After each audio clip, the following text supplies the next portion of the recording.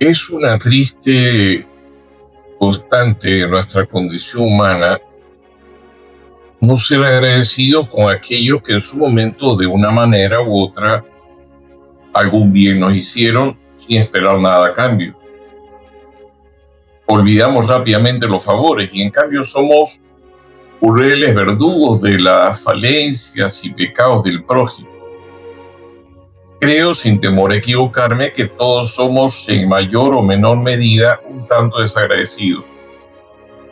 Quizás no con todos, quizás con algunos, y casi todo el tiempo y casi todos con Dios.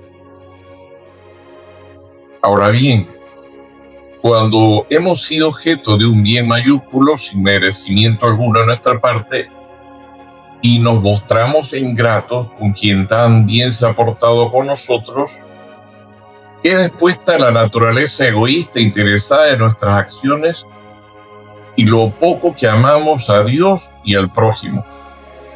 El ingrato no ama al prójimo, hipócritamente le finge aprecio, lo usa y lo desecha cuando ya no lo considera útil para sus objetivos. Y digo que cuando somos desagradecidos, queda expuesto lo poco que amamos a Dios y no solo lo poco que amamos al prójimo, porque quien sí ama verdaderamente a Dios es imposible que a la par sea desagradecido con otros por los bienes que de ellos inmerecidamente ha recibido, siendo siempre en primera instancia agradecidos con Dios y a la vez con el prójimo.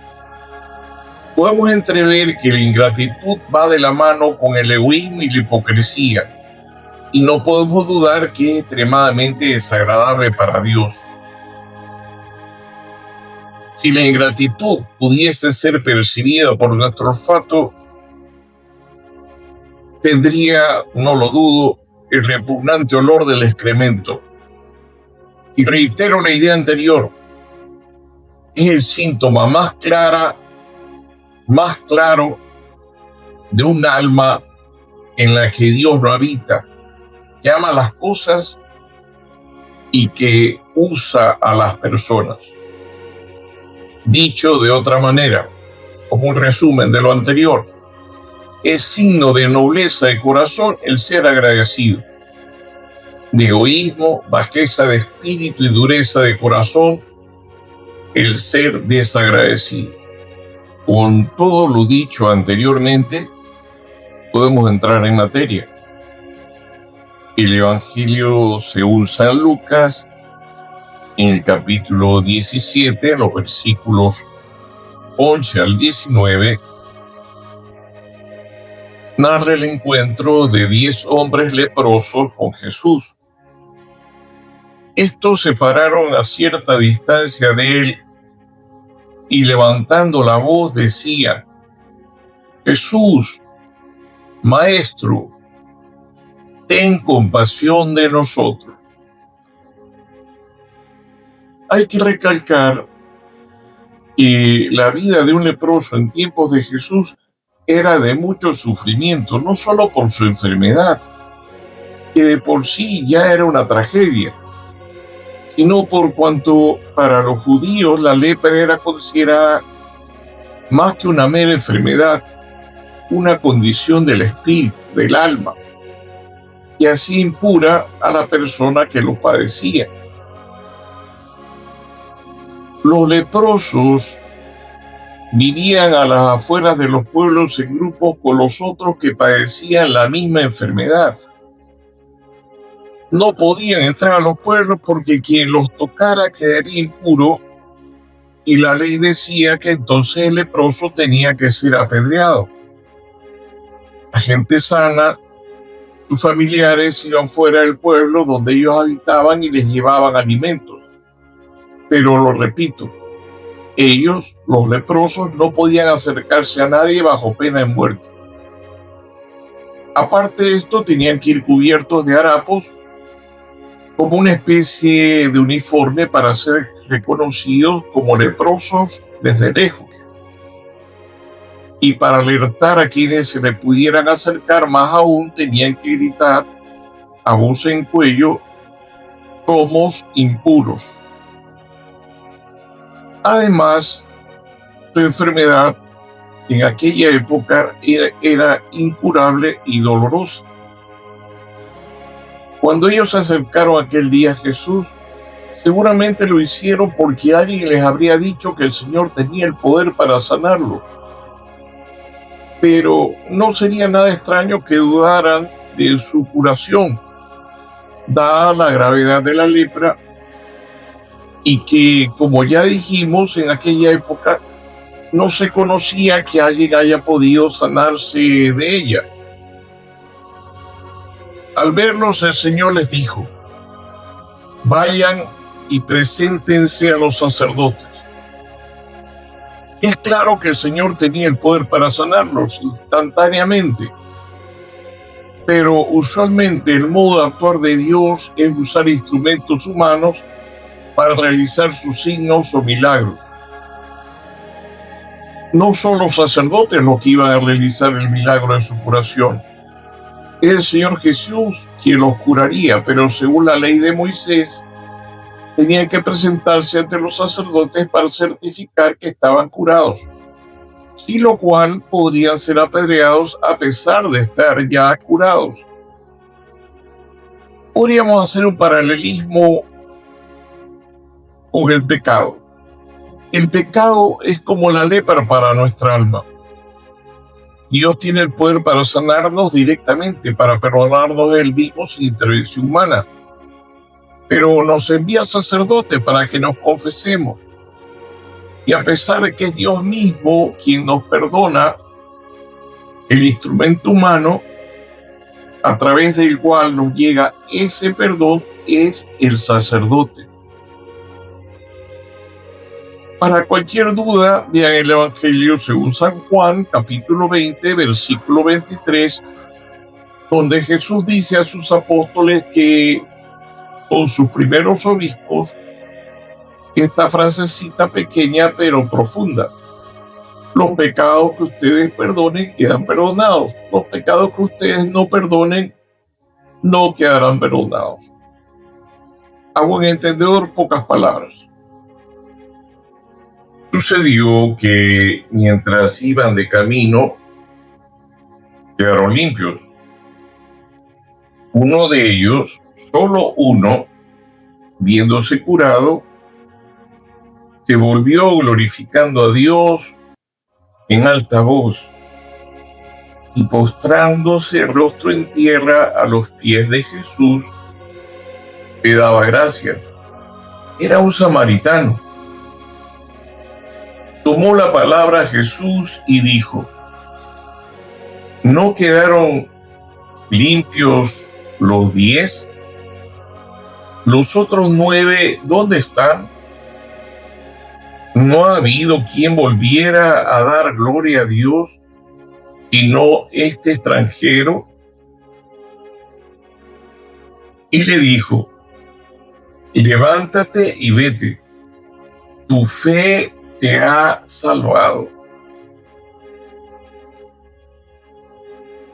10 leprosos fueron sanados. Solo uno regresó a agradecer a quien lo había sanado. 10 fueron sanados, pero solo uno, el único que no era hijo de Israel, un samaritano despreciado por los judíos que se ufanaban de su pertenencia al pueblo elegido de Dios. Solo uno, del que menos se esperaría este gesto de humildad y amor, regresó a agradecer a Dios el regalo de una curación imposible para los hombres, pero posible para Dios. 9 se contentaron con cumplir la ley. Uno solo manifestó su gratitud y se hizo merecedor de la salvación de Dios. Los 9 curaron de lepra. En cambio, el Señor curó su cuerpo y sanó su alma. Viendo esto, ¿puedes acaso decir que amas a Dios y ser desagradecido con Él? Hay distintos tipos de oraciones que elevamos a Dios.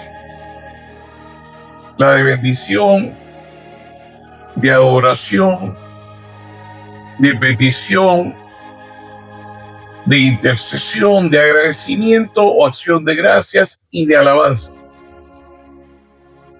¿Cuál crees que es la que menos hacemos?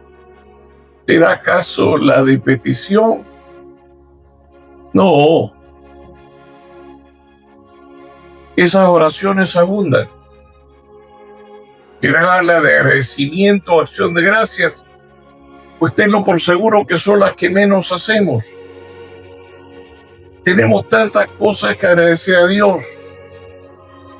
No podría enumerarlas en esta corta reflexión. Y a ti te pregunto, ¿cuál oración acostumbras a hacer más a Dios? ¿De petición o de agradecimiento y alabanza? Ojalá no te olvides de Dios cuando ya recibas de Él todo lo que le pediste. Ojalá que seas agradecido también con tu prójimo como consecuencia lógica de tu amor a Dios. Te invito a orar no solamente porque necesitas algo.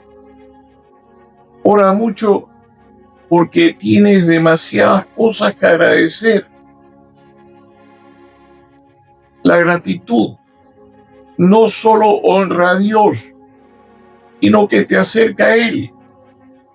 Esa gratitud te transforma y sana tu alma. La ingratitud, por otra parte, podríamos decir que es la amnesia de los corazones egoístas y incapaces de amar.